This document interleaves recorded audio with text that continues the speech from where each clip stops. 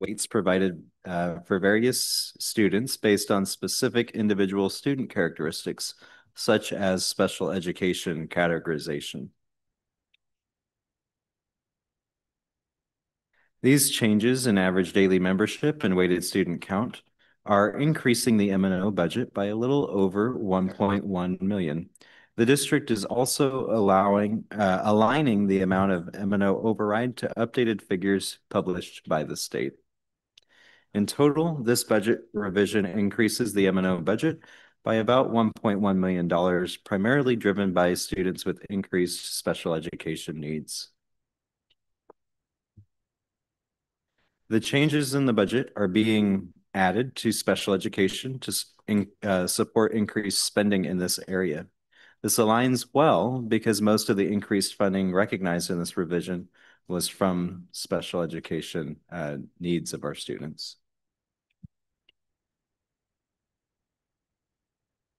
Looking at the budget revision by type of spending, we see that budget capacity was shifted from purchased professional services, or contracted staffing primarily, to salaries and benefits and supplies. The shift from contracted services to salaries and benefits is primarily being driven by too much budget being shifted to contracted services on our first budget revision. So we basically overestimated how much the contracted services would increase. Last year on the final revision, 10.1% of the budget was contracted services, which is nearly identical to what we're landing on with this budget revision. The increased supplies is primarily being driven by increased spending on custodial supplies in the facility areas of the district. Similar to M&O, unrestricted capital outlay revenues are driven by student count. However, unlike the M&O fund, the capital fund is driven by prior year student count numbers. As a result, we don't have a change in this revision for the student counts generating capital revenues. In this revision, we do recognize an additional $545,000 in one-time state aid adjustments, which had not been communicated to us by the state to be included in the December revision. We currently plan to utilize this one-time funding to help support the modular classroom project at Palm Valley to reduce the amount of bond funds needed to be shifted to this project. Our capital budget is broken up between facilities improvements and replacements, furniture, equipment and vehicles, textbooks, library books, and instructional materials, as well as short-term and long-term software related items as shown on the slide. We had some significant projects come to fruition this year or that are starting. These include replenishment purchases for student Chromebooks, which was about $600,000, the beginning rollout of Promethean boards in classrooms, the completion of the modular classrooms that we had started last summer at Belen Soto and related furniture, the completion of walk-in freezers at 2 sites, completion of playground installation at L. Thomas Heck for our younger grade students, district-wide time clock replacements, and Apple device refreshments, as well as curriculum and assessment supports. We also began the procurement process for a district-wide replacement of our IT network and beginning lease payments on district-wide rollouts of Promethean boards and teacher laptop replacements, which we've previously talked about in prior board meetings. If these projects close out before June 30th, as most of them are anticipated to, we expect our capital spending to end the year just shy of 5.5 million, which is about the amount of ongoing recurring revenues that we receive from the state for capital purposes. So that our spending and our revenues are well aligned there. At this point, I'm available to answer any questions you might have about the proposed budget revision. Ms. Wallace, did you have any questions? No questions, thank you. Mr. Mikes, did you have any questions? None for me, thank you. Mr. Owens? I have no questions, thank you. Ms. Moran? Yes, I do have some questions. I'll go in order of your presentation. So on slide 5, under the weighted student count, you mentioned that that's primarily due to additional special education needs. Is that due to new students to our district who have special education needs, or is that due to testing that's been done in the current year that we've now determined our students need special services? All of the above. So as new students come to us and they get categorized with whatever their needs are, as we report that updated student information to the state, it updates our funding. The state actually recalculates our annual funding on a monthly basis based on the student count information that we send up to them daily. And so that's why it continues to change and adjust. So it's both our existing students, special ed needs potentially changing, as well as new students coming to us. Our overall student count didn't change all that much. That's why that top number was only 26 or something around there. So really, it was primarily the change in special ed classification. And it could be the classification of those 26 students because the special education weights make it so that one student can be the equivalent of several students. That's just how they scale the funding, if you will. Okay, gotcha. Thank you. Yeah. On slide 8, so the decrease in purchase professional services on the budget side isn't really due to us shifting from contract to employee. It's really just the budget wasn't as accurate as it could have been. Sadly. Yeah. Okay. Because I was hoping it was the first of those two. Me too. And then my last question is, tell me more on slide 10, the unrestricted capital outlay. Tell me more about the one-time state aid supplement. What brought that about, and is it truly one time? That's a good question. So it's one of the things that they're still talking about at the legislature. So it could potentially become not one time. At this point in time, it appears to be one time. It's they bumped up funding that we receive for just generic capital, but as well as one of the weights that we were actually just talking about.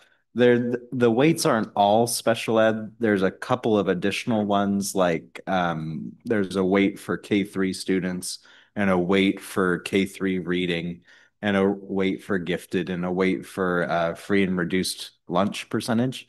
And they had bumped up, at least what they said, in a one-time fashion, the free and reduced lunch percentage weight.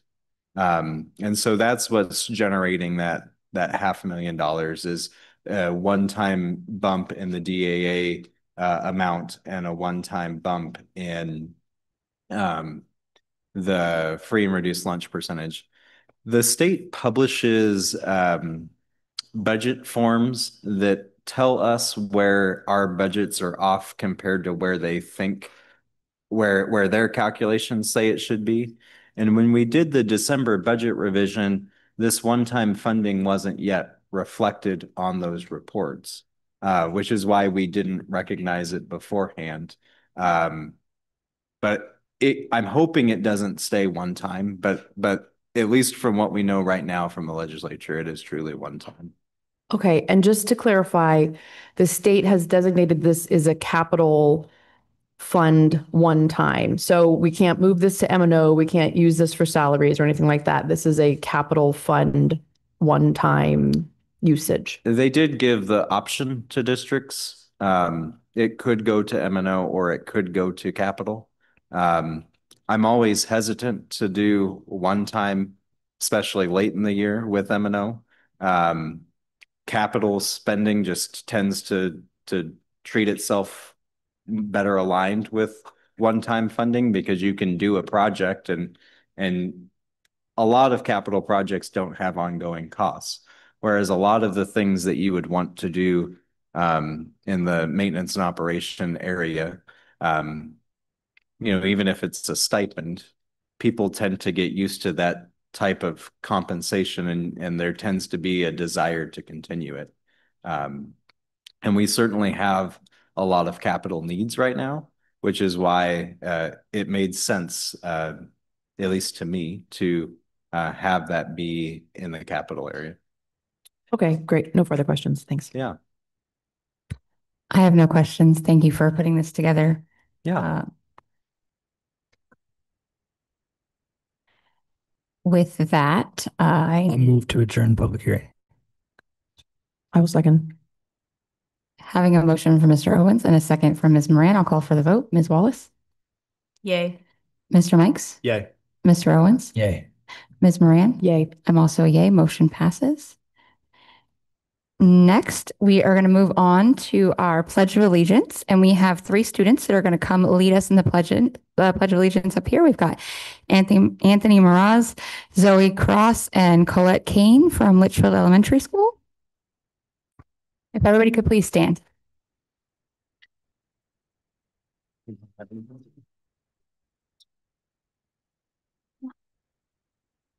I pledge allegiance to the flag of the United States of America and to the republic for which it stands, one nation, under God, indivisible, with liberty and justice for all. Thank you. And thank you guys for leading us in the Pledge of Allegiance. Next, we are going to take a moment of silent reflection.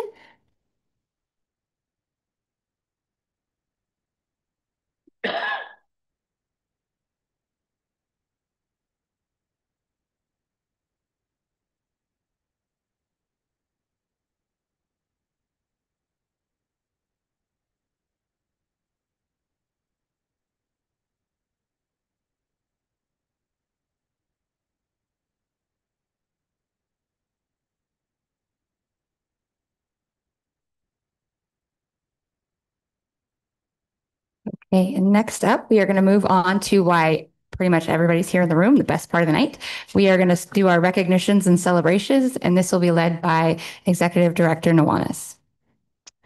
Good evening, Madam President, governing board members, Superintendent Davidson, fellow cabinet members, and distinguished guests, families, and friends, both here in person and online.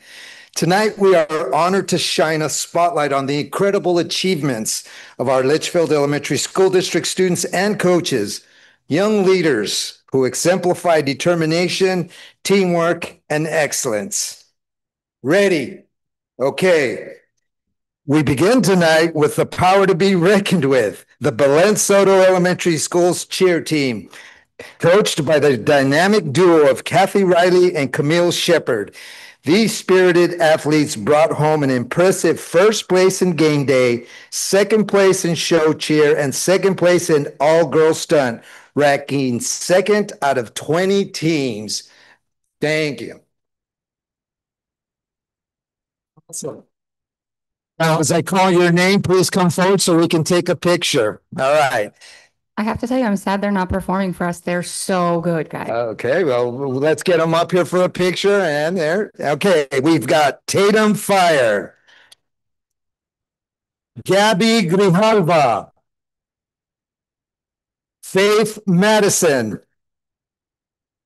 Haley Galdames Caldera, Jocelyn Garcia, Abby Salazar, Isenia Garcia, Aubrey Schwam, Dominique Perez Ramirez, Jasmine Wilhelm, Lily Borges, Hannah Rosansky, Adriana Ortiz, Abby Bostwick, Kyla Kirk, and Kennedy Sager. Your hard work and energy of Soto proud and LESD 79 very proud.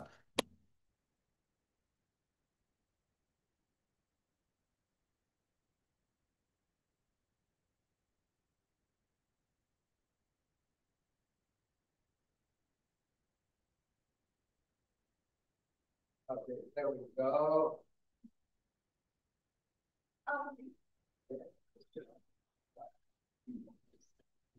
There. 3, 2, 1, smile, smile, smile. All right. How about cheer?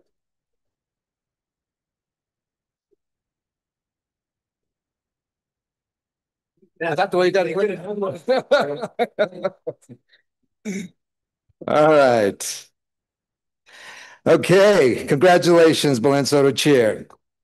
Next, we would like to applaud the incredible debut of the Verado Middle School archery team. In their first year, this club, under the guidance of Coach Mark Mitchell, sent not one but two archers to the Western Nationals in Utah to compete against the top talent in the country.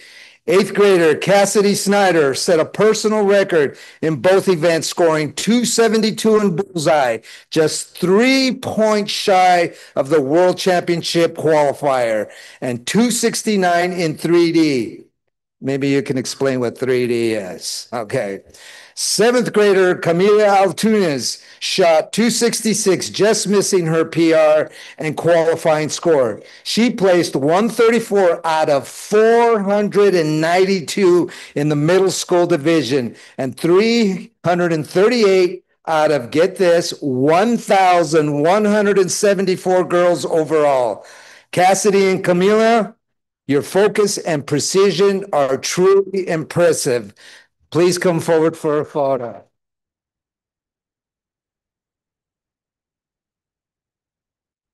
Yes.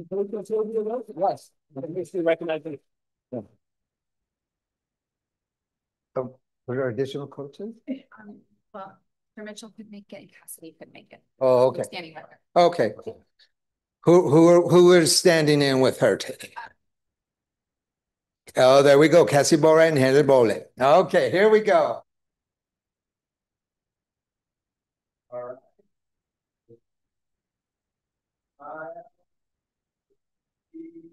Yeah, thank you.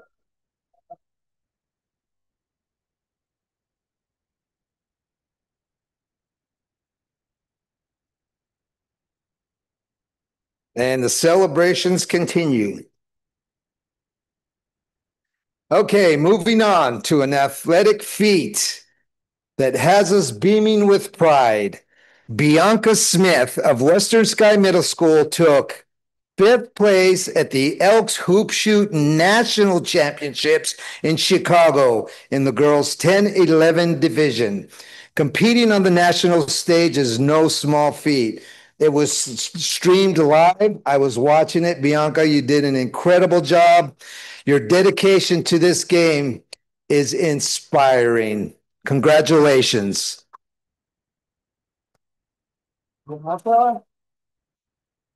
Did Bianca not make it tonight?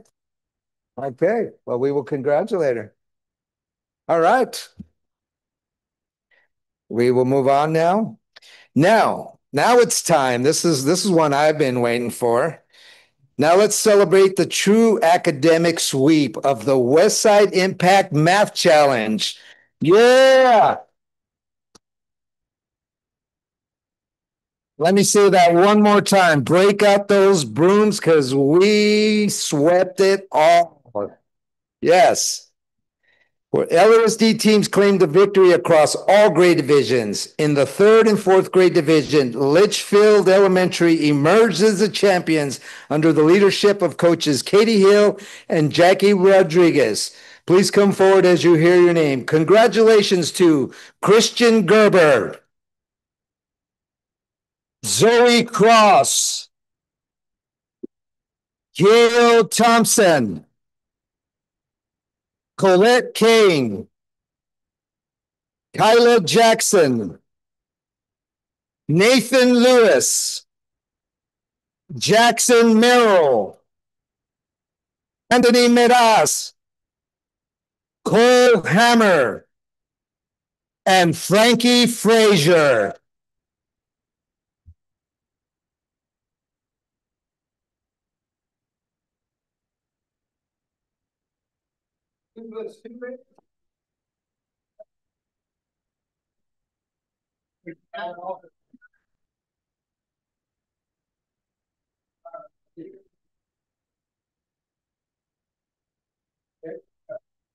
Smile, big smile.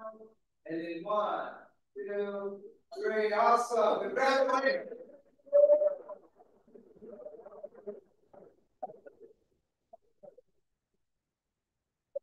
Andale, Miklo. Okay. All right. In the 5th and 6th grade division, Palm Valley Elementary, led by Coach Avery Sauter, brought home the title. These amazing mathletes just really took them down to the mat and took them the second round of this full sweep. A round of applause for Miles Fleming, Emma Matthews, Jackson George, Elizabeth Nichols, Joyce Vitamin, and Rick Farland.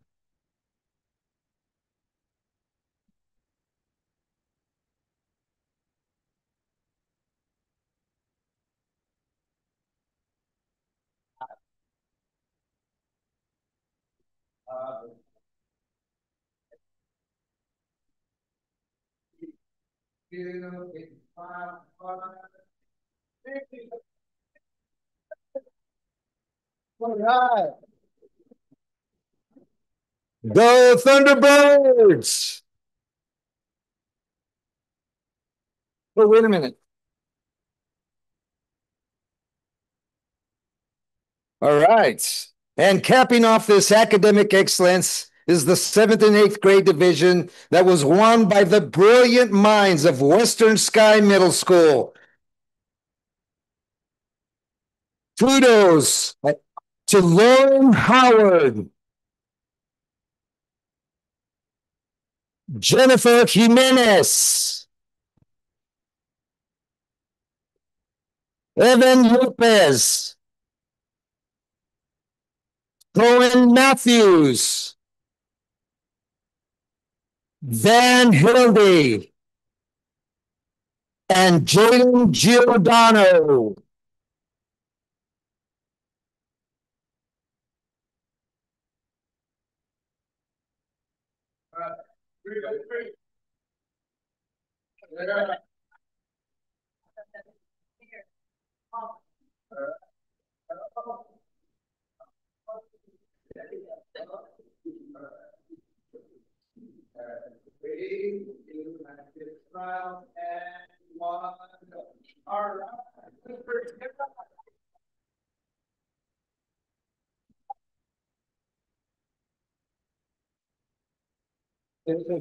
This Wildcat team was coached by Jamie Stewart. This team's collaboration and communication and content mastery truly set apart the incredible work.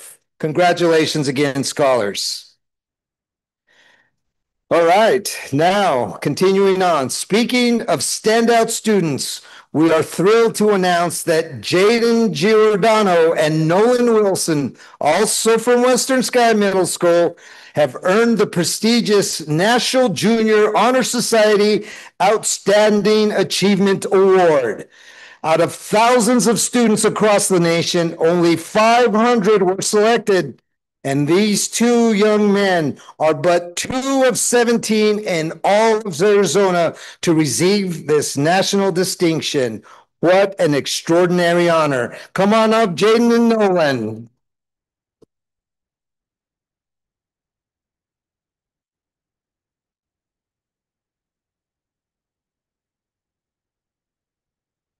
Does anybody notice a repeat participant here? Yes.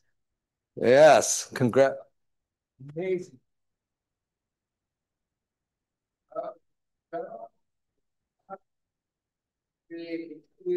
Well,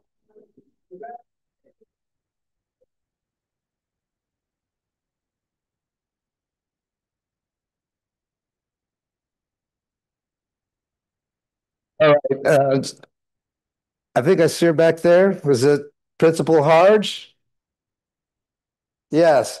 You know, this is just kind of want to point out, this is a first year principal and just continuing on the excellence of the Wildcats and Western Sky Middle School. Congratulations, Principal Harch.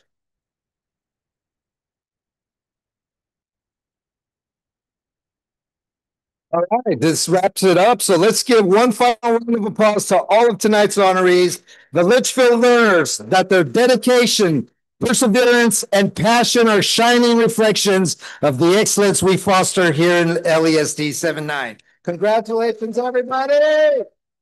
All right. Okay, that concludes the celebrations. You feel free to move around the plane.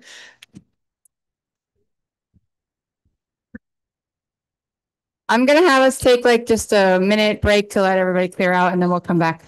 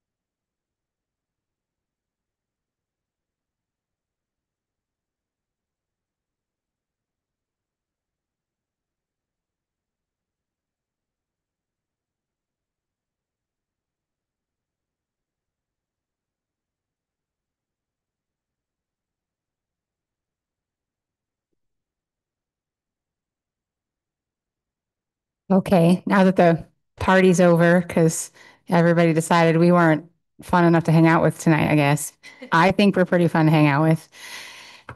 We are going to move on to our public request to speak. I'm going to read this little disclaimer, and then we will call you up.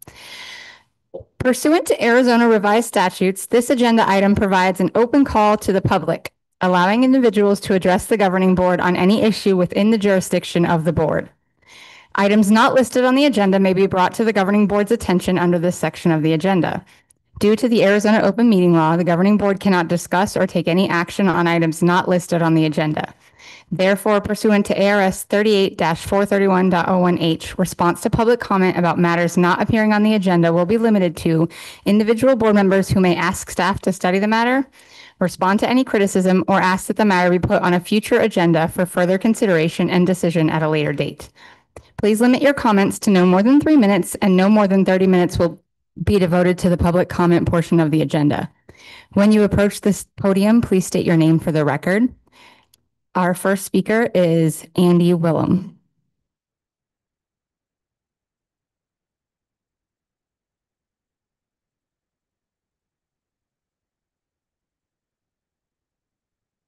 Hold on just a sec. We want to make sure the mic is on so the people at home can hear you. All right. Hello, governing board members. My name is Andy Wilhelm. I'm a mom to two current LESD students. One of them was celebrated tonight. And I'm a mom to two LESD graduates and a former foster mom to two other former LESD students. I have either worked or volunteered in over half of the LESD schools. I've had children in several schools in various programs: traditional academy, developmental preschool, honors program, and most recently, the special education program. On April 28th, I received a letter saying due to transportation efficiencies, the special education department would be implementing program boundaries for students in specialized programs. The letter also stated that this decision was made thoughtfully with input from families. I would like the board to know that as a parent, I was completely blindsided. I was not asked for input. I don't know how many parents and guardians were asked for input, but I was not, and my child was directly affected.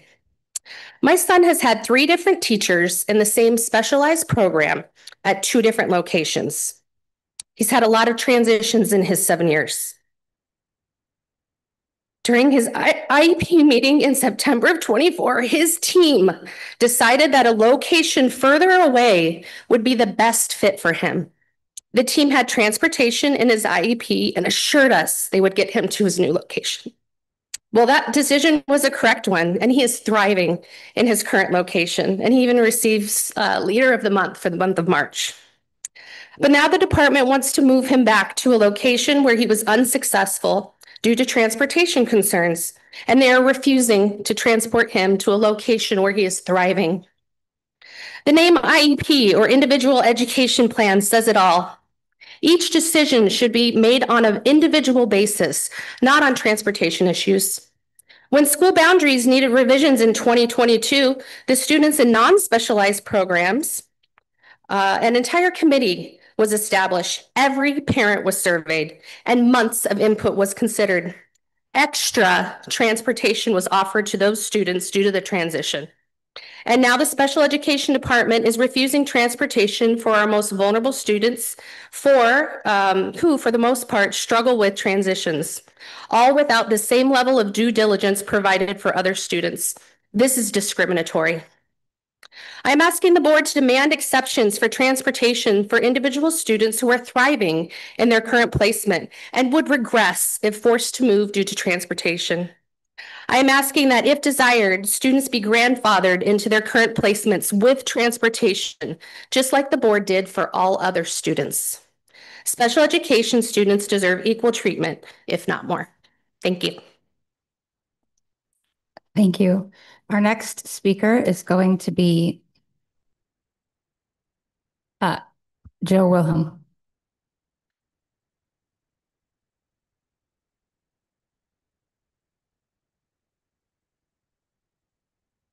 Good evening, governing board members. My name is Joe Wilhelm, and I'm Andy's husband.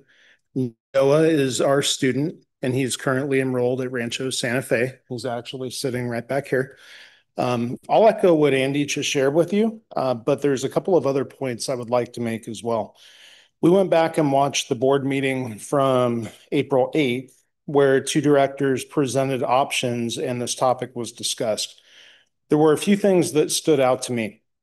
The board in that meeting seemed amenable to the idea of a phased approach and mentioned terms like exceptions and grandfathering.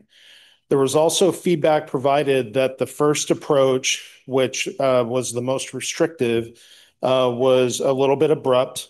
And I want to ask if the board realizes that that approach is the one that was selected. The directors said that all affected families were provided a survey. This is not true. We were not. The directors said that all affected families would be called. We were not.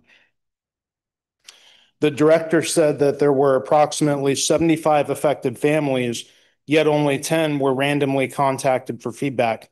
This is not a very large sample size. The director discussed some bus routes being very long. We are likely one of the longest, if not the longest, bus route.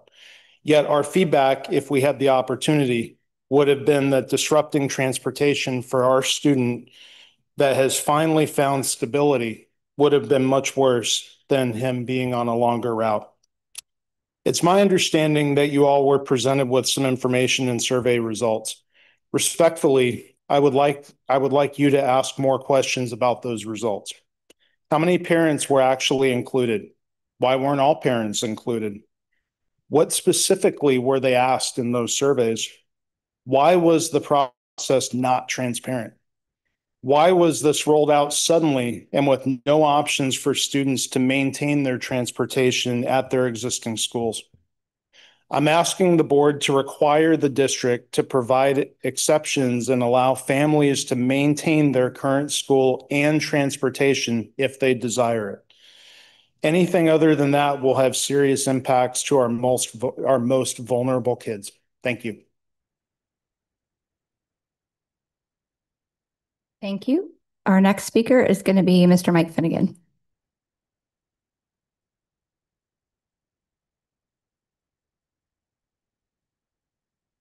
Hello, everyone.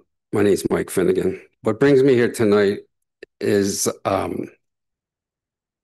meeting that was held by the school board maybe 2 meetings ago. I was watching it at home. And one of the items on discussion was the $60 million lawsuit brought against the district. I believe that should have never happened. And I would like to make a suggestion to keep it from happening in the future. I would strongly suggest, I know that each member on the board annually is asked to be the school board president for a following year. So the ones who haven't been, your time will be up there soon. I would strongly suggest that the school district properly train board members in Robert's Rules of Order. I know that the school board president has a strong gavel for my 3-minute time limit here. I think if it had been used when things had gotten out of control with fellow board members and kept the meeting under control, then this may have prevented a $60 million lawsuit ever being brought against your district. So my suggestion is that everybody be properly trained in how to conduct a meeting by Robert's Rules of Order. I'm happy to see the celebration tonight. I hope part of it was from the ESSER funding for math specialists and the change in Engage New York math program to the iReady math program. Hopefully, these are having a strong impact on the other 10,000 students. And they'll be up here sometime soon also. So I would just like to say that I was looking for the diversity, equity, inclusion policy on the website. I couldn't find it. And I was informed tonight that it's no longer there. So I'm glad to see that popular fads come and go. But the important things that are needed here are for you to develop these students intellectually and turn them into good civic-minded students for this country. Tonight's celebration was impressive, and I commend you guys. Keep up the good work. Thank you. Thank you. Our next speaker is going to be Lizzie Zeidema.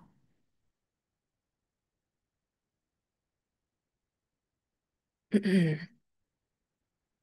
evening, everyone. Good evening to the board and especially to the families watching this meeting either in person or virtually. My name is Lizzie Zeidema. I graduated from Millennium High School yesterday, and I'm an alumni of the Litchfield district. I was part of the original TA class starting in Scott Libby Elementary and kindergarten, all through 5th grade.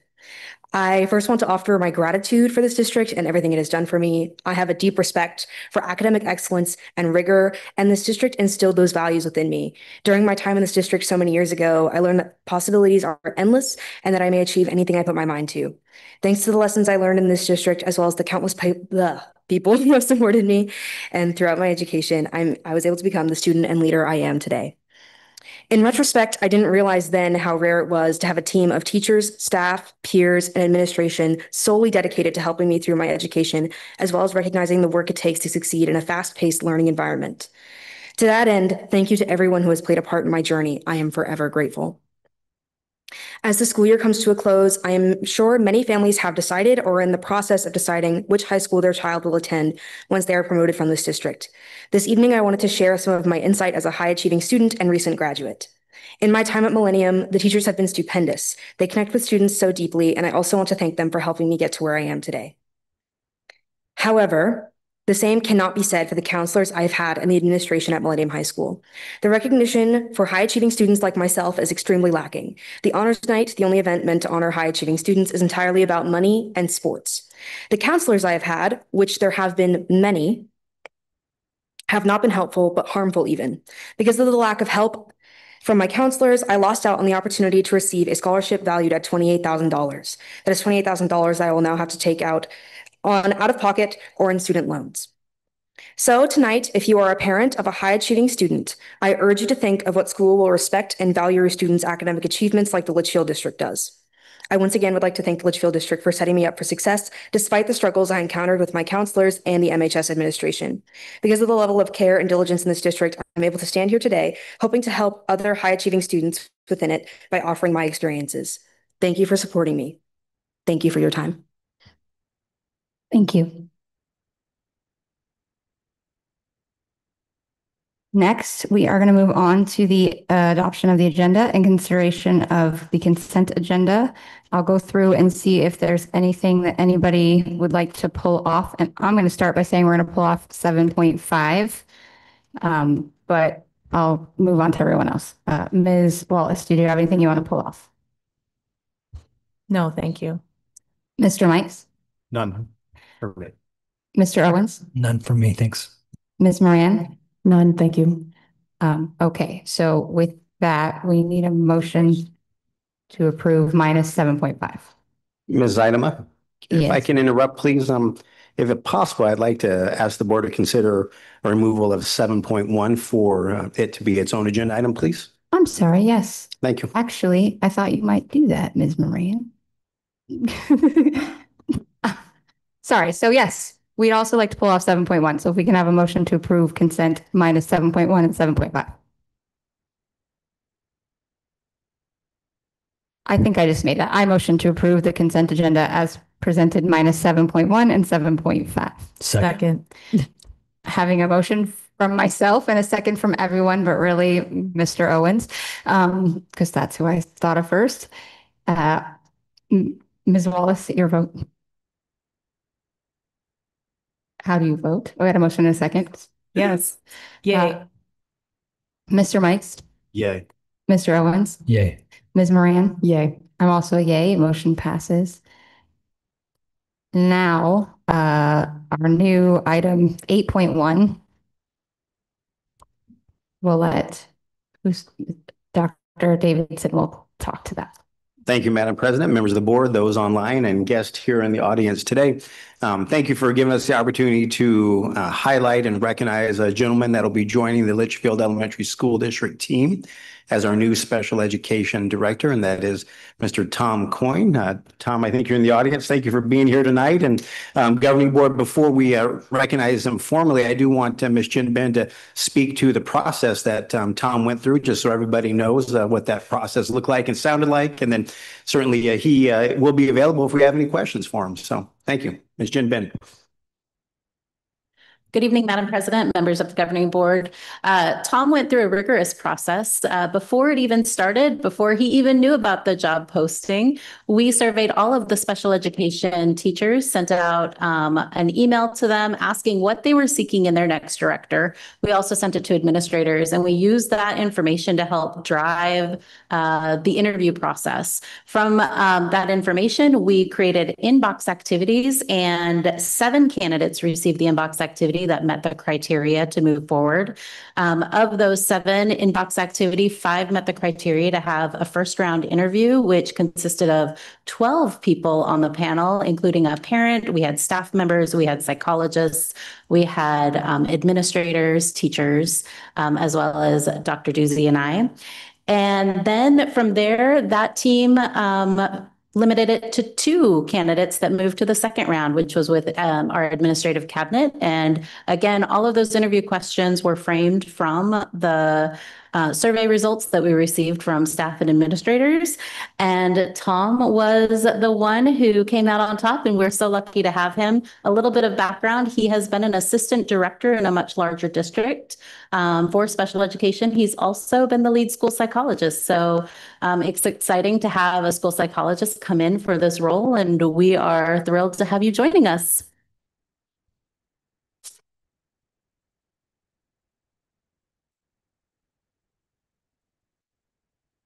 Ms. Wallace, did you have any questions or comments about this item?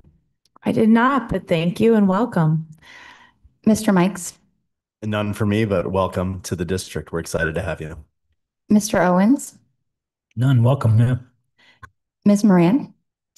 I will also say welcome and a special welcome because here in the Litchfield district, our special education department is near and dear to our hearts, not only because some of us up here have experience with that, but because we've always gone above and beyond, which is one of the reasons that families seek out our district specifically for our special education department. So welcome. You've got a big job ahead of you, but appreciate you coming on board. I'll just echo my other board members. I'm the person with the experience for special education up here, and I'm excited to have you be part of our team. If our administration team thinks you're great for this job, then I'm excited to support them and support you in this new role. With that, if somebody would like to make a motion. I move to approve item 8.1 as presented. A second. Having a motion from Ms. Moran and a second from Mr. Mikes, I'll call for the vote. Ms. Wallace? Yay. Mr. Mikes? Yay. Mr. Owens? Yay. Ms. Moran? Yay. I'm also a yay. Motion passed. Welcome to the Litchfield District.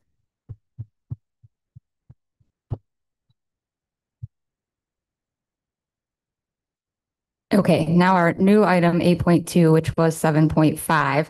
I'm going to let Ms. Sandy Satterfield discuss why we pulled that off so she can share. Thank you. Good evening, President Seidema, governing board members, and the team here, Dr. Davidson. We asked that it be removed because this afternoon we noted a clerical error under the basic function and scope of responsibilities in that paragraph. So we've recreated the job description with the correct information on the food service technician supervisor. So our ask this evening is if you would consider approving the item for the job descriptions with the reflected changes. Ms. Wallace, did you have any questions? No questions. Mr. Mikes? None. Mr. Owens? Nope. Ms. Moran? No questions. I have no questions either if somebody would like to make a motion. I move to approve item 8.2 with revised job descriptions attached. I second. Having a motion from Ms. Moran and a second from Ms. Wallace, I'll call for the vote. Ms. Wallace? Yay. Mr. Mikes? Yay. Mr. Owens? Yay. Ms. Moran? Yay. I'm also a yay. Motion passes.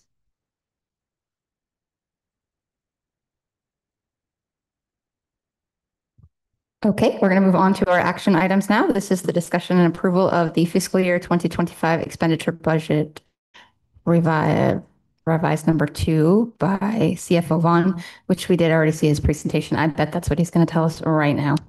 Pretty much. So if you have thought of any additional questions since last we spoke on this, I'm happy to answer them. Otherwise, we can maybe entertain a motion. Ms. Wallace, any additional questions? No questions. Mr. Mikes? None for me. Mr. Owens? No questions. Ms. Moran? No new questions. I also have no new questions. So if someone would I move to approve the revision of the FY 2025 expenditure budget as presented. Second. Having a motion from Mr. Owens and a second from Mr. Mikes, I'll call for the vote. Ms. Wallace? Yay. Mr. Mikes? Yay. Mr. Owens? Yay. Ms. Moran? Yay. I'm also a yay. Motion passes. Woohoo. One more thing off the list. Next, we will move on to 9.2.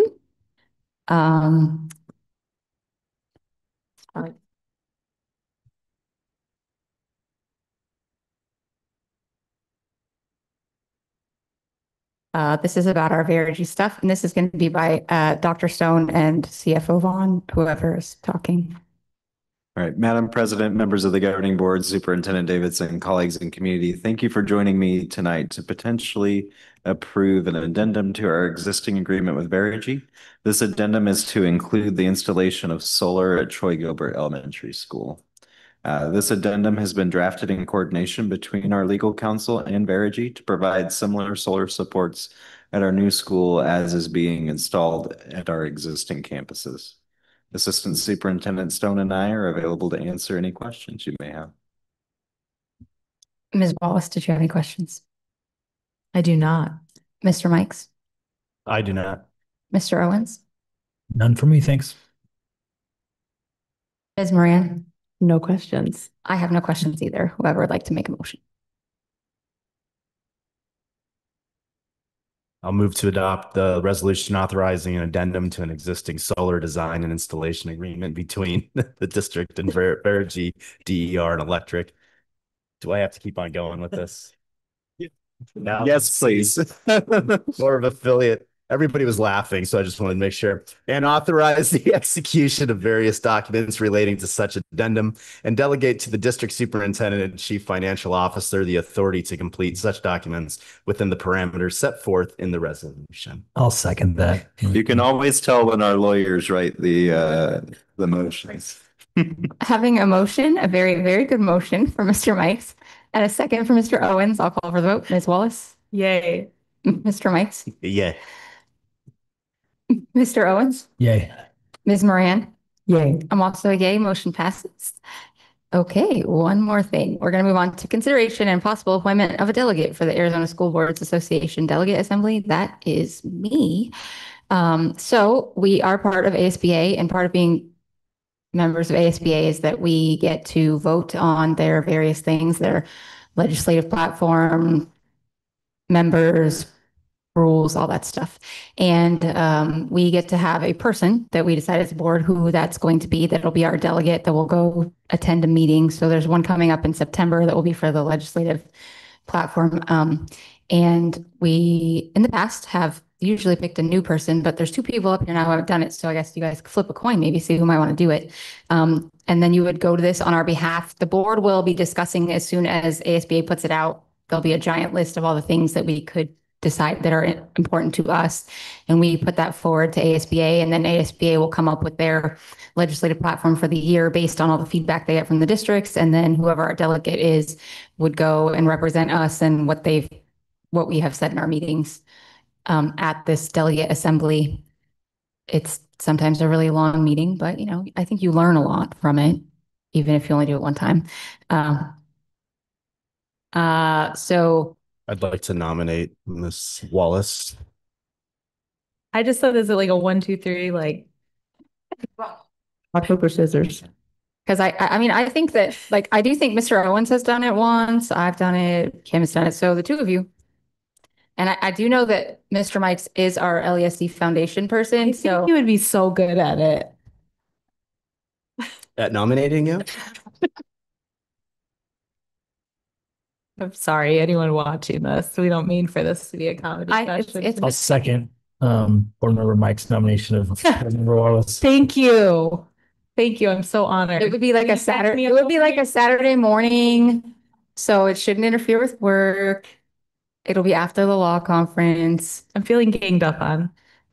I'm just sharing the information. Ms. Wallace, I would be happy to do it for you if you do, if you think there might be some conflicts. Well, so we can have a delegate and then an alternate. So what we can do is we could put Ms. Wallace as our delegate and then Mr. Mikes as our alternate in case she can't go. So that's another option that we can do if we would like to. You said it's a Saturday in September. Yes. I'm being serious now. It is a Saturday in September. Okay. I am unavailable and out of the country the 13th and the 20th. So if it happens to fall on the 6th or the 27th, I will do it. That will be our coin flip.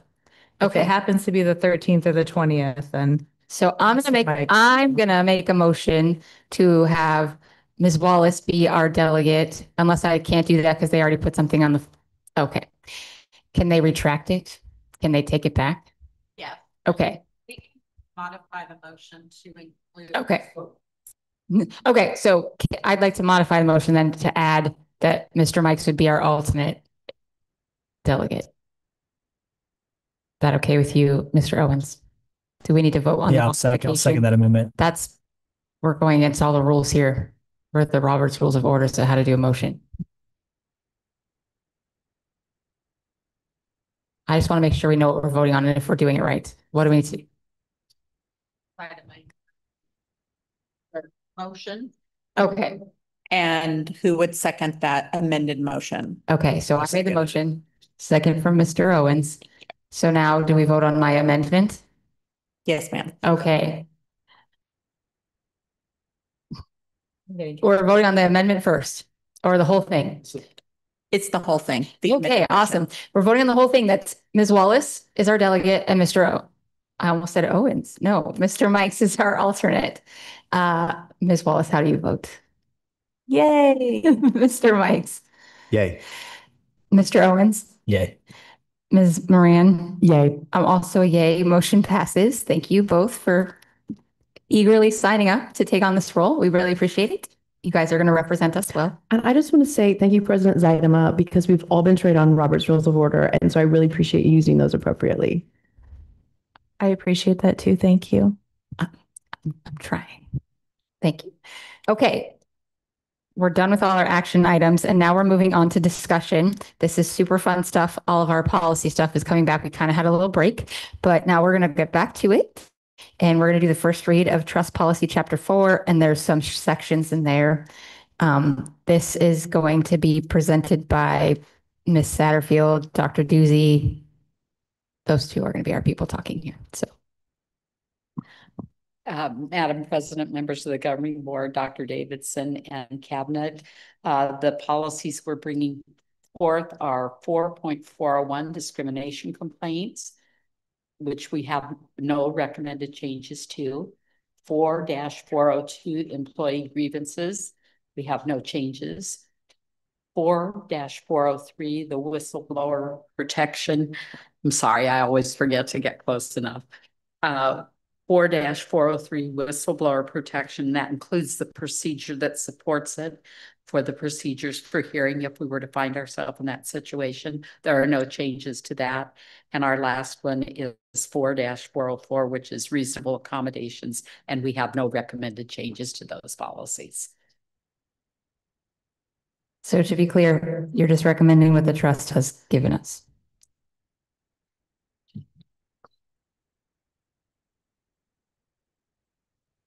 Yes, ma'am. Okay. Ms. Wallace, did you have any questions? I did not. Thank you. Mr. Mikes? No questions for me. Mr. Owens? I have no questions. Ms. Moran? No questions. I have no questions either. And this is just discussion, so it'll come back next time for approval.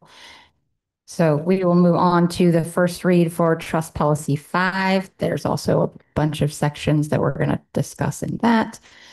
And this is going to be by CFO Vaughn, Dr. Doozy, and Ms. Benjamin. Madam President, members of the governing board, Superintendent Davidson, colleagues and community, thank you for joining me tonight to discuss proposed policy for next year as part of our adoption of the trust model policies. Policy 5-1 covers enrollment requirements. Only minor changes to this policy were made to ensure it also covered the address confidentiality program that the district must comply with from the state of Arizona. Policy 5-105 on open enrollment was simply modified to agree with our current practices so that we wouldn't have a change. 5-211 on class size is being presented without revision from the trust model. All of these policies and revisions have been reviewed by legal counsel. I will pause for questions before handing it over to Deputy Superintendent of Academic Success Doozy and Assistant Superintendent Benjamin to walk us through the remaining Chapter 5 policies. Ms. Wallace, any questions so far? No questions. Mr. Mikes? None. Mr. Owens? No questions. Ms. Moran? No questions. I have no questions, so ready to move on.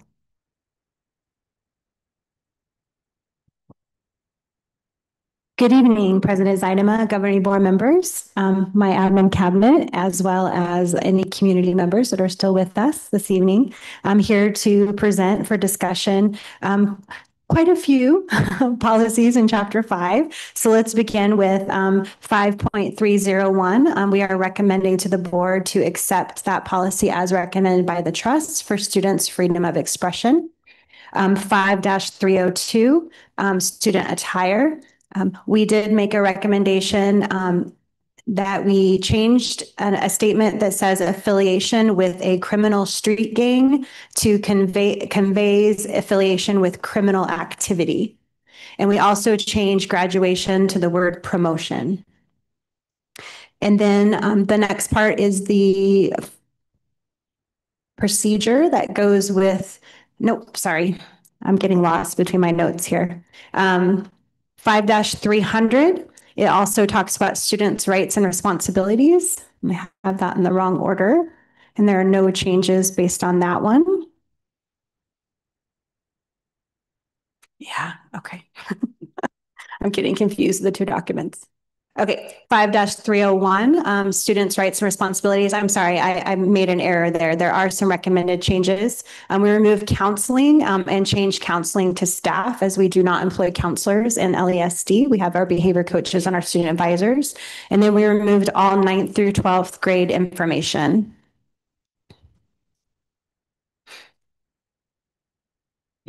And then we have 5-304.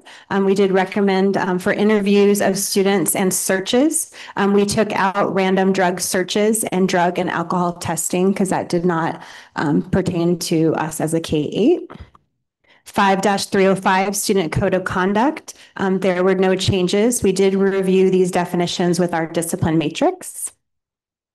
5-306, student discipline. We removed number 2 under excessive absent based on age because that was applicable to high school. Under expulsion and suspension hearings, we deleted number 1 that a teacher may suspend.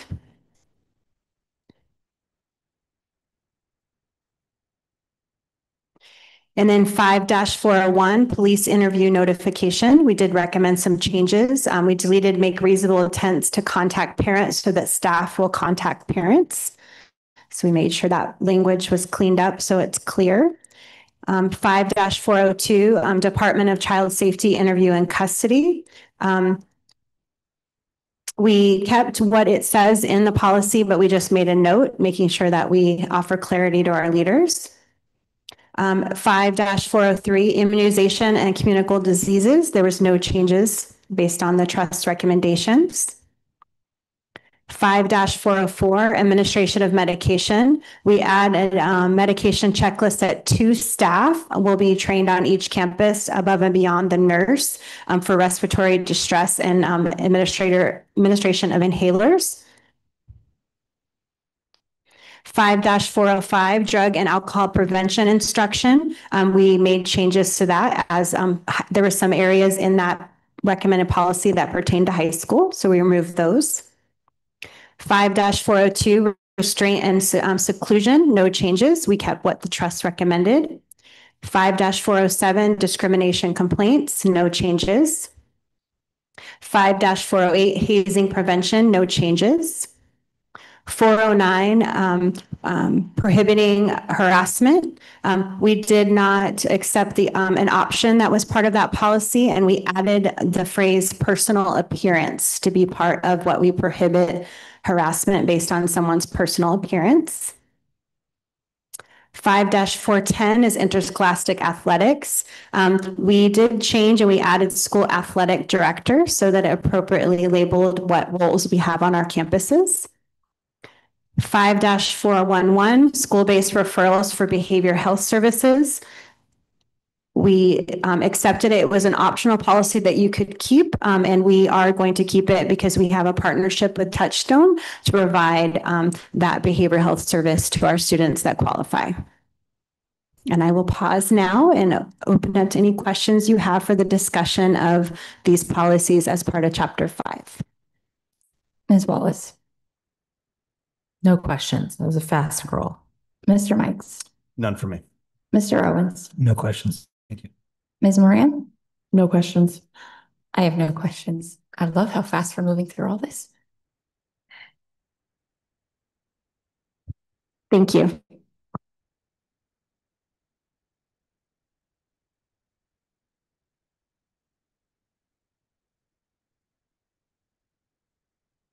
Is that Oliver? Sorry. Okay. Then that concludes our discussion on all of our fun policy things. Again, these will come back next time. And we are almost done going through all policies, right? So we're almost ready to adopt the whole thing. And really truly move over to the trust policy for next school year. That's very exciting.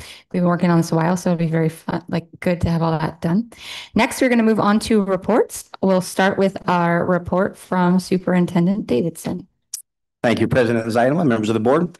It is a busy time of the year, one of finality, a closure to this year, but yet one of excitement as we plan and prepare for a new one, 25-26. Here we come. Per the celebrations from tonight's meeting and from many others, we should all be proud of the numerous accomplishments found and recognized within the Litchfield Elementary School District. If someone was unsure, they now know that the Litchfield Elementary School District is the premier district in the Southwest Valley. We are coming out of a national celebratory week of teachers, nurses, and communication professionals. I am thankful for the parent organizations and business partners who provided amazing and very positive experiences to our staff last week. And as I close, I just wanted to take a moment to also recognize our police officers from our neighboring cities and from Maricopa County who support our schools. I'm grateful for the commitment to keeping our students, staff, and families safe. This happens to be also National Police Week, a time dedicated to law enforcement to honor and remember those who made the ultimate sacrifice for their respective communities. Thank you to the departments and officers connected to the cities of Avondale, Goodyear, Buckeye, Litchfield Park, Maricopa County's Sheriff's Office, and to numerous other jurisdictions that join us as school support officers. As you know, we have the city of Buckeye that has an SRO over at Verrado, but we also have a variety of officers that come to us from as far as Wickenburg and even Kingman. So we're just thankful for all the support at our schools. Thank you. Thank you. We are going to move on now to reports from the governing board members, and I'm going to start us off tonight. It's kind of long, but I'm going to be as quick as I can because we've done a lot of things and it's just been a very big, exciting month of a lot of stuff. This past month, I was able to attend the Bell and Soto A+ celebration. That was very exciting. Their cheerleaders are amazing. That's why I said that earlier, because they performed many performances throughout their celebration that day, and they were awesome. And it was very exciting to be able to celebrate the A+ distinction for that campus. They worked very hard, and they definitely have earned that. I also was able to attend the golf tournament, which was super fun. I got to hang out with Sam and Yardley, and while they took all the pictures, and it was a very hot day, but it was great. The turnout was amazing. Thank you so much to the LESD Education Foundation for all of the work that they put in to make that be such a success. I attended the Corte Elementary School showcase. It was really awesome to be there and to talk with those kids. They were spunky and had lots of things to say. And we got to also hear about some really cool programs that the principal is doing there for her new staff, since she has 50% of her staff are brand new and she knew she needed to address that. So she's got a really cool program for all those new staff to really help each other and learn from each other and work together. So it was really a neat thing to hear about. But I do have to say the students, the little girl from K Club, where we were sworn as K Club members, which is super fun. But there was a student there that talked about how it took a little bit to get that going and they just needed some pushing. And that girl is a girl after my own heart. I love her. Principal Rosenthal, good luck when you get all these new incoming sixth graders next year, because I'm going to talk about another school where some more sixth graders that are going to come talking to you. We also attended Barbara Roby Elementary School showcase, where they, again, had more students that had lots to say and lots of things to share and lots of things they want. They really love their Leader in Me program. So again, Principal Rosenthal at Wigwam Creek, be prepared to hear about why you need to have Leader in Me on your campus. And I'm excited next year to hear about how all those conversations play out with Principal Rosenthal. My favorite thing about about Barbara Roby was how they do weekly team meetings as a whole campus and how they are utilizing technology, Google Classroom, and having them all come together as a campus-wide team meeting in the morning and getting to go through all of the stuff that they do. I think that's very cool. And I would love to see how we could make that happen on more campuses, because it makes you a whole school, not just your classroom, but like at the end of the day, we're all part of this one campus together. And I thought that was really neat. We had our special board meeting last month. We went to the Bell and Soto showcase after going to the A+ celebration, and Bell and Soto is just a great school. It's super exciting to see how that has grown over the years from when it opened. My very first thing I did as a board member was the cornerstone ceremony for that campus, very first thing I ever did. And so I just like it has a special place in my heart of seeing that campus and being part of it from the very beginning as a board member. So I liked seeing that and seeing all the growth they're having happening there. Principal Fraser, she's always amazing. So it was nice to just get to see the more things that are happening and walk around with their students. Their students are super fun kids to talk to as well. I love talking to all the students. Everybody knows that. I was also able to go to the end of year celebration parade at Rancho Santa Fe Elementary School. They started this last year, and I believe it was to honor their student that was dying from cancer. And they wanted to give this celebration for him, but really it was school wide to celebrate everything that everybody was doing. But it was also a fun memory for that family. And I'm so excited that they've carried it on this year, even though that student passed away at the beginning of this year. And they still had everybody wear yellow to honor him. And it was just a really great thing. And I'm excited because every kid came out with their little posters of what they learned and what their goal was that they did. So like my daughter was, I learned how to read chapter books this year. And some kids where I learned multiple digit multiplication. And like, it was really fun to see them and to celebrate a goal of theirs that they had and what they were excited about to have achieved. I was able to attend the Troy Gilbert groundbreaking ceremony. This is very exciting. Our brand new school. It's going to be amazing. Their staff is already excited. Their students, their families are excited. So I'm very happy to see us moving forward and getting that done so that it can open in a year. That's crazy that we'll be doing that. I also attended the West Side Impact Award for our teachers and our Principal of the Year. That was fun to be able to honor each of the schools and their staff member, their Teacher of the Year, as well as Principal Willis from Mabel, who was picked as Principal of the Year. So that was pretty cool.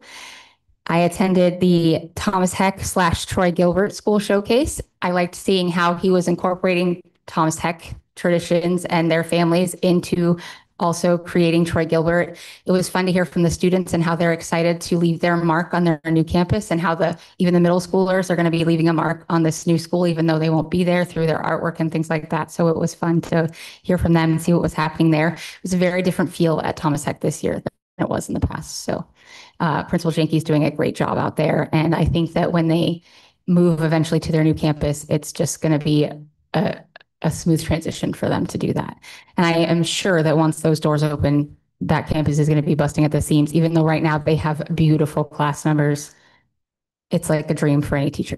So I also was asked by Principal Zuniga to be on the parent / community panel for Rancho Santa Fe. They are currently a finalist for the Leader in Me Lighthouse certification, and they had judges at their campus last week all day. It's very similar to the A+ visits that they do. It's not multi-days, it's just one, but they do go into all the classrooms the same way. They do meetings with staff. They do meetings with the parents and community members, and they meet with students. They pick random students to come in. And so it was super fun to see that kind of going on and see the judges. The judges were in awe because the room for the parent community panel was full. Like it was so many people there. And one of the biggest takeaways was they asked Avondale, they have a very good relationship with the Avondale PD, and they had a couple of officers that are on their campus all the time that came in, and the Avondale police officers there said that Rancho is by far their favorite school of all the schools that they work with, that they love Rancho so much, and they could not say enough positive things about the school and their principal when they were talking to the judges. So I expect we're going to get some really great news from them very soon. I also attended the Leader in Me Art Night at Rancho, where they had a little drama, which is one of the groups that's come and talked to us many times. One of the things they did to help offset some of their costs this year was they started volunteering at the school and doing some like extra for Rancho. They were doing an extra special for some of the kids. So the students were getting to learn drama through there. And because they started working with the school, they've also been able to bring their after school program that parents could sign their kids up for. And so we were able to watch their little performance, and it's really incredible what they were able to do with them for like a few weeks of just doing something an hour a week after school. I was impressed. It was pretty good.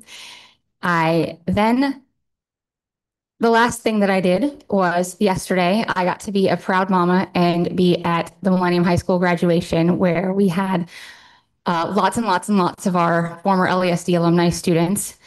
And this is my part that's going to be right off of here because I'll get emotional, but I also have some things to share that's maybe not as emotional. So I want to congratulate all of our amazing LESD alumni students who graduated from the various Agua Fria schools yesterday, especially my daughter. I was definitely one proud mama as she walked across the stage to get her diploma. Looking at the programs of each of the schools from the graduations, many of the students that were in the top 1, 5, and 10% were our former LESD students. You make us all so proud to see how much you have accomplished, and we know that you will continue to do so in whatever path you take next, whether it be college, trade school, the military, straight into a job, or even if you take some time just to figure out your next plan. I hope that you carry the lessons learned while you were in the Litchfield district with you always. With that in mind, I want to share some important information for our LESD families, especially those with students in 7th and 8th grade who are beginning to consider their high school options. As a board member, I deeply care about every student who walks through our doors, not just during their time with us, but long after they leave. We have a responsibility to advocate for what's best for all students, including those preparing to move on. Unfortunately, based on both my experience as a parent and years of close observation, I cannot recommend Millennium High School as a strong choice for academically driven students.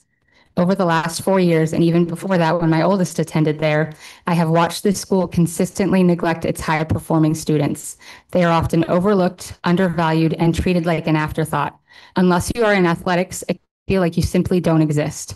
The guidance counselors who should be helping students navigate the complexities of schedules, ACTs, SATs, and college applications have not just been unhelpful, but in some cases actively harmful due to poor communication and mismanagement. Rules are inconsistently applied, often depending more on who you know than on fairness or merit. Dual enrollment classes, which are critical for college-bound students, are randomly assigned rather than intentionally scheduled based on student goals or readiness. Our families deserve honest, informed guidance as they make decisions about their children's future. I share this not to be divisive, but because we have a duty to speak up when we see systems that are failing our students.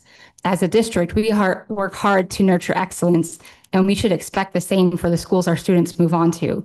I will continue advocating for all students, and I hope that everyone up here will too, because they deserve nothing less. With that, I am very, very proud of our district and all that we have done, and proud of all of the students that graduated yesterday, because they are amazing students that we send off out of these doors and into the high schools wherever they go. So I continue to be a huge supporter of this district, obviously, and I love the work that we do here, and we will keep doing that. And I am very proud of the work we've done this year. I'm excited to see how that all shakes out in our test scores.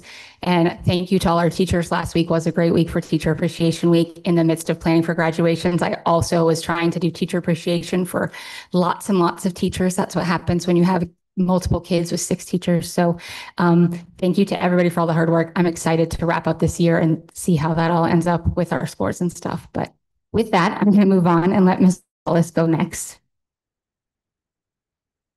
Thank you. I have a lot of the same things that Melissa shared. I also attended the A+ assembly at Bell and Soto and got to see the awesome cheerleaders. They really are pretty great. My daughter does cheer, and seeing the difference in just a few years age-wise is pretty impressive. And I know that one's a top program, but they did a really great job, and it was fun to see them.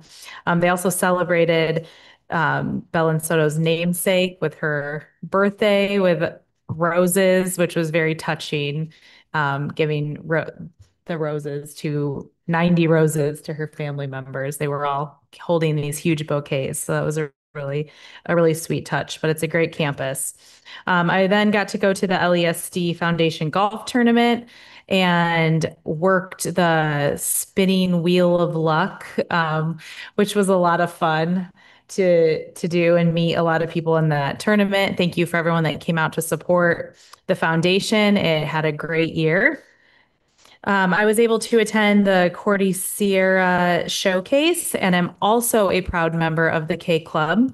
And it was an adorable presentation and a great club that they're very proud of and doing a lot of hard work with. So that was really nice. I also attended the Barbara Roby showcase and got to see their garden and all the hard work that they're putting in out at their garden. And it's just a really cool way for the kids to experience agriculture and working with their hands and being outside. And it was nice to see that. And then last, I was able to go to the Troy Gilbert Elementary groundbreaking, which was so much fun to see right where that school was going to be. I didn't realize you can literally see Canyon view, like from the property. It's that close, but it's going to be a really great location and excited for all that is to come there in the next year. So that's it for me. Mr. Mikes. Yeah, thank you. Some of the same events we had crossed over with, but first a shout out to the foundation for the golf tournament that they had. It went off with great success. They raised a ton of money that as a chance to get back to celebrate the teachers, and which we have an awards coming up tomorrow for Pride Awards. With that as one of the main things for it. So that was great. We appreciate all the hard work they put into that, and also all the additional hard work that's put in from other people within the district as well to help it get along. Additionally, went to a School Connect 2025 Champions of Education Award ceremony, which was a great opportunity to hear about the celebrations of it takes a village pretty much to have a successful public school system, and just to kind of hear about all the stories and different people, different companies, different all sorts of different aspects of what's poured into our public schools. It's great to see. The groundbreaking for Troy Gilbert, that was amazing. It was great to see all the people that came out. Big shout out once again for the actual ceremony and putting all that time and effort into it. We really appreciate it. I happened to run into somebody at a graduation party that served with Troy Gilbert. Just off chance, I was telling him the story. He didn't know that there was an elementary school, and he was just pretty proud of that story to hear it and everything like that. So that was something nice to hear. And the last thing I'd have to say, kind of to wrap everything up with my school visits, it was Corte Sierra, Belen Soto, L. Thomas Heck, Barbara Roby. I just sit back in this whirlwind since January of getting on the board, and I'm like a broken record when I see these different schools. And it's interesting when you piece it all together and you see it's like each school has its own superpower. It's a chance to see how success looks differently based on each campus.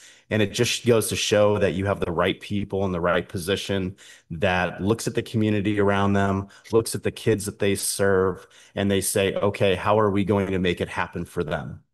And so when you walk through all these schools, you see so many different things, but the common denominator is the success piece that they have. And so it's really great. I'm very proud every time I walk through these schools to be part of a district like this. So thank you.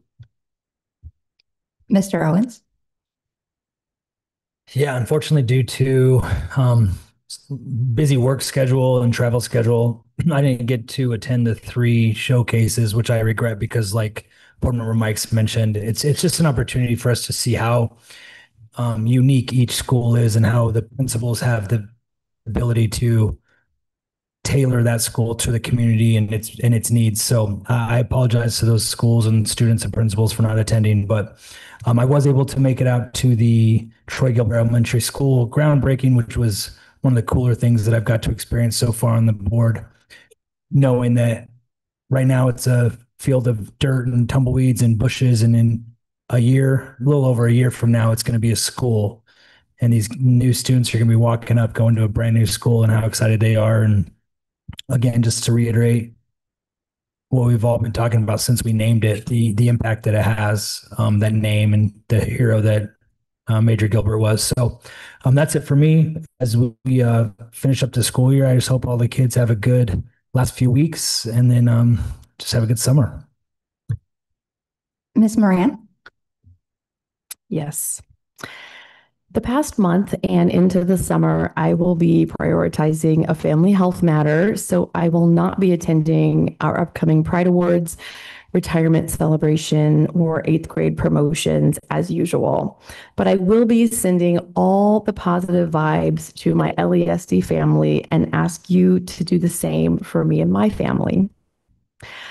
I also want to share my personal LESD 79 success story.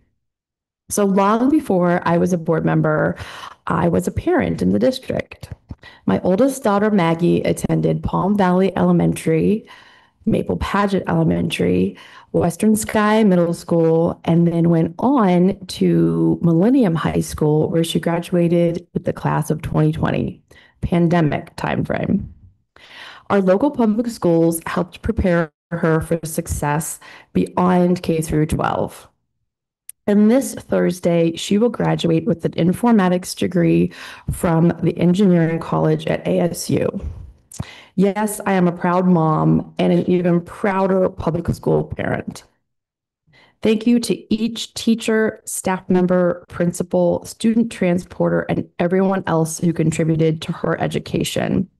I am truly grateful, and so is she. So tonight I'm going to close with lyrics by our own Sam Nuanez from his original song, Teacher Like You. A teacher like you who believed in me, taught me how to rise, taught me how to see. With every word and lesson that you gave, you turned my fear to wings. You helped me to be brave. Thank you. Thank you. And with that, our last thing is the reports from our administrators. Again, anybody, community members still listening to us online, please read them. It gives us lots and lots of information. It kind of gives you this insight to what's happening in all the various parts of the district. It's exciting to see all the fun things that are happening and all the learning that's happening. And I know that our campuses are still making sure our kids are learning, even though they're really ready to be done and they're getting squirrely and whatever, but we can see from everything that we're getting that it's still happening. So thank you so much to everybody for all the work you're putting in. And thank you for the reports. We appreciate them. With that, someone would like to make a motion. We could be done. I move to adjourn the meeting. Second. Having a motion for Mr. Owens and a second for Mr. Mikes, I'll call for the vote. Ms. Wallace. Yay. Mr. Mikes. Yay. Mr. Owens. Yay. Ms. Moran. Yay. I'm also a yay. Motion passes. This meeting is adjourned. Thank you so much, everybody, for joining us.